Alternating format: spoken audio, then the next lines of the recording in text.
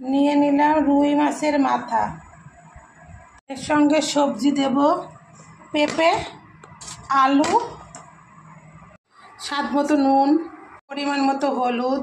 এটা মাখিয়ে নেব। সাদা তেলে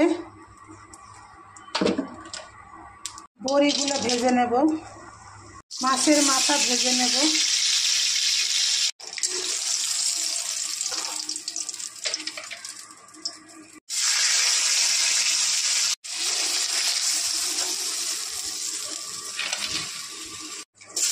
আলু ভেজে নেব লাল লাল করে।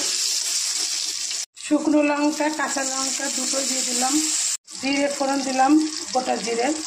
এবার পেঁপে দিয়ে দেবো, ভালো করে নাড়াচাড়া করে নিচ্ছি। পরিমাণ মতো হলুদ দিয়ে দিচ্ছি একটু। তেজপাতা দিয়ে দিলাম 3-4টে মতো। ভালো করে ভাজা ভাজা করে নেব। ভাজা হয়ে গেছে, এবার আমি পরিমাণ মতো জল দিয়ে দেবো।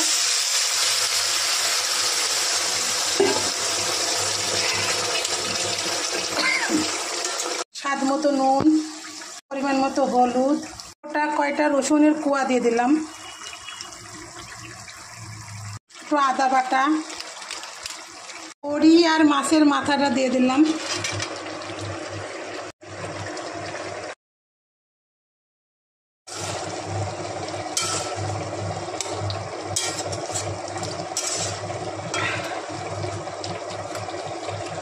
এবার একটু ঢেকে দেব।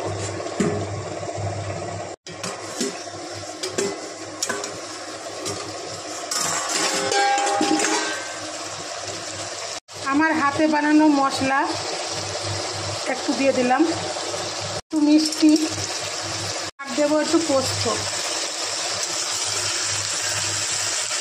ভালো করে নাড়াচাড়া করে নেব।